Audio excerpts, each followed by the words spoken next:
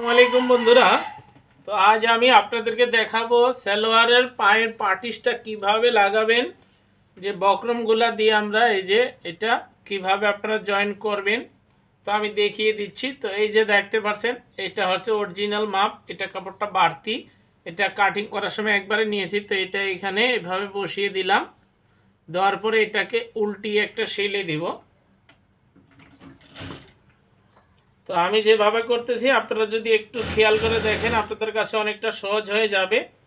আর যারা সেলাই কাজ শিখতে চান আমার লাইভগুলো দেখবেন, আমার লাইফে জয়েন হয়ে যাবেন। তো অবশ্যই শিখতে পারবেন, কিছু না কিছু হলেও ধারণা নিতে পারবেন। তো যারা আমার চ্যানেলটা সাবস্ক্রাইব করেননি, সাবস্ক্রাইব করে চ্যানেলটার সাথেই থাকেন। তো এই যে একটা সেলাই দিয়ে দিলাম, এখন এটাকে এভাবে উল্টিয়ে দিব। উল্টিয়ে মুখে মুখে একটা সেলাই দিয়ে দিচ্ছি।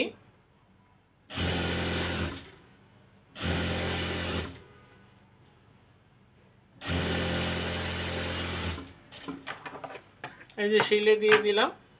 এখন এই যে এখানে তো একটা সেলাই দিয়ে দিচ্ছি, এখন এখানে গাইডটা আছে, এই গাইড অনুযায়ী সোজা করে 4টা সেলাই দিয়ে দিব।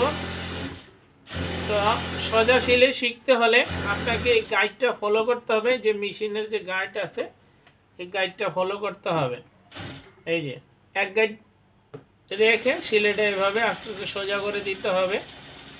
তো যারা সেলাই আঁকাবাঁকা হয় তারা অবশ্যই এই মেশিনের গাইডটা দিকে ফলো রেখে আপনাকে সেলাইটা করতে হবে সোজা করে, তাহলে আঁকাবাঁকা হবে না। তো এখানে আমি অলরেডি 3টা দিয়েছি, আর 2টা দিয়ে দিব।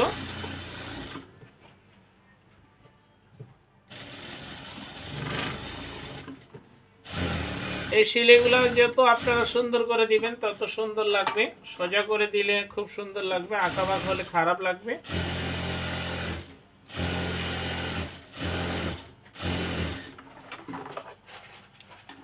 এই যে দেখেন কিরকম হয়েছে।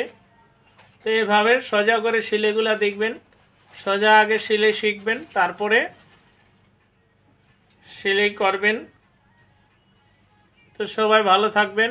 আজ এই পর্যন্তই। আসসালামু আলাইকুম।